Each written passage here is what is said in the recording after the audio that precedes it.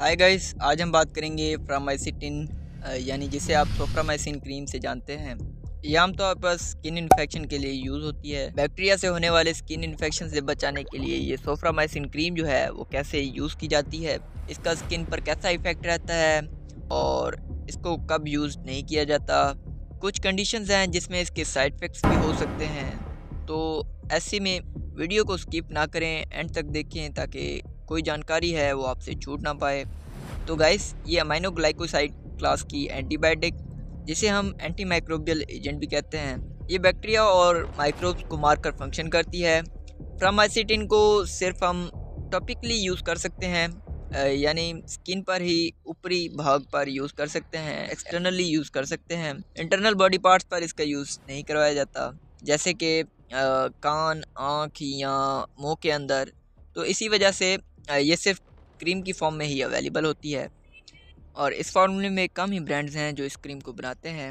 लेकिन जो popular brand name है वो सिर्फ सोफ्रामाइसिन क्रीम है, जो बहुत ही ज़्यादा इफ़ेक्टिव है, और स्नोफी फार्मा कंपनी इसे बनाती है।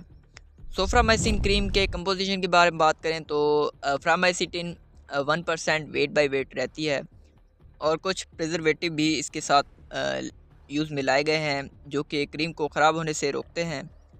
तो गाइस, बात कर लेते हैं इसके यूज़ेस के बारे में, कि इसको कैसी कंडीशंस में यूज़ किया जाता है।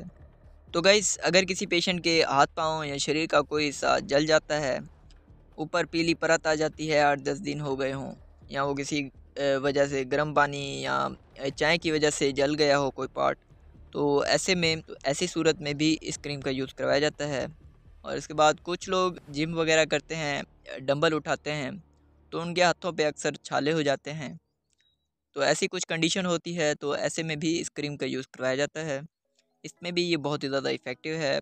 और इसके बाद अक्सर स्पोर्ट्स में या एक्सीडेंट वगैरह हो जाता है गाड़ी चलाते वक्त, तो कुछ नॉर्मल से कट्स आ जाते हैं हमारी बॉडी पर, ऐसे में भी इसका यूज़ कराया जाता है।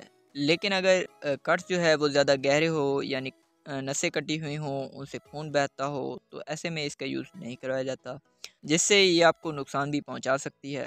इसके बाद इसको इम्पेडिगो की कंडीशन में भी यूज़ करवाया जाता है, जिसमें क्या होता है कि मुंह और नाक के पास दाने आ जाते हैं, दाने बन जाते हैं, पस से भर जाते हैं। ऐसे में भी ये यूज़ करवाई जाती है, इसमें भी ये बहुत ही इफ़ेक्टिव है। इसके अलावा व्यूअर्स, स्किन पर फोड़े हो जाते हैं जिसे बॉयल्स कहते हैं, जैसे कि आप देख रहे हैं, ऐसे में भी इसका यूज़ करवाया जाता है। और अगर हेयर फॉलिकल इन्फेक्शन हो जाए, जिसमें क्या होता है कि बालों की जड़ों में इन्फेक्शन हो जाता है, और ये इन्फेक्शन जैसे कि आप तस्वीर में देख रहे हैं, ये अगर आपकी जनांगों में हो जाए, छाती पर या कहीं भी हो जाए, ऐसी कंडीशन में भी ये यूज़ करवाई जा सकती है। इसमें भी डॉक्टर्स इसे यूज़ करवा सकते हैं। और व्यूअर्स, अगर कोई शेव करते हैं तो वहाँ पर रेडनेस हो जाती है, या फिर दाने निकल आते हैं, वहाँ पर पस भर जाती है, कई दिन हो जाते हैं, तो ऐसी कंडीशन में भी इसका यूज़ करवाया जाता है।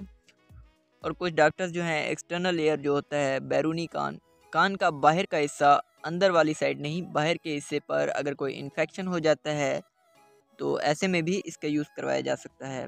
और इसके बाद एक्नी हो जाती है, और एक्नी में पस भर जाती है, दाने तरह की एक्नी हो जाती है, तो ऐसे में भी इसका यूज़ करवाया जा सकता है। ऐसे में भी ये बहुत ही ज़्यादा इफ़ेक्टिव है। तो गाइस, ऐसी कुछ स्किन प्रॉब्लम्स हैं तो इस क्रीम को यूज़ करवाया जा सकता है। और अब बात कर लेते हैं कि कौन कौन इसको यूज़ नहीं कर सकते। तो व्यूअर्स, अगर आपके इंटरनल पार्ट्स पर इन्फेक्शन हो जाता है, जैसे मुंह के अंदर या नाक के अंदर, तो ऐसे में इसका यूज़ नहीं करवाया जाता। प्रेगनेंसी की कंडीशन है तब भी इसका यूज़ नहीं करवाया जा सकता। और इसके बाद, और अगर आपको कट्स लगे हैं, वो ज़्यादा गहरे हैं और उससे खून बह रहा है, नसें कटी हुई है, तब भी इसका यूज़ नहीं करवाया जाता। तो ये कुछ कंडीशंस है जिसमें इसका यूज़ नहीं करवाया जा सकता। इसके साइड इफ़ेक्ट्स के बारे में बात करें तो व्यूअर्स, इसको यूज़ करने से ज़्यादा कुछ साइड इफ़ेक्ट्स नहीं होते, देखे भी नहीं गए। तो इसको यूज़ करने से सिर्फ जलन सी महसूस हो सकती है, अगर आपको जलन होती है तो उसमें इजाफ़ा हो सकता है। तो ये इसका एक आध साइड इफ़ेक्ट है। और इसका लगाने का सही तरीका ये है कि आप स्किन को इफ़ेक्टेड एरिया जो है उसको साफ़ कर लें, और दूसरी क्रीमों की तरह ही इसको लगाया जाता है। दिन में 2 बार या 3 बार इसको यूज़ करवाया जा सकता है। और क्रीम लगाने के बाद आप उसको कपड़ा या कोई पट्टी है तो उससे बिल्कुल भी ना बांधें, खुला रखें, और ये क्रीम 10, 12 या 15 दिन तक यूज़ करवाई जा सकती है।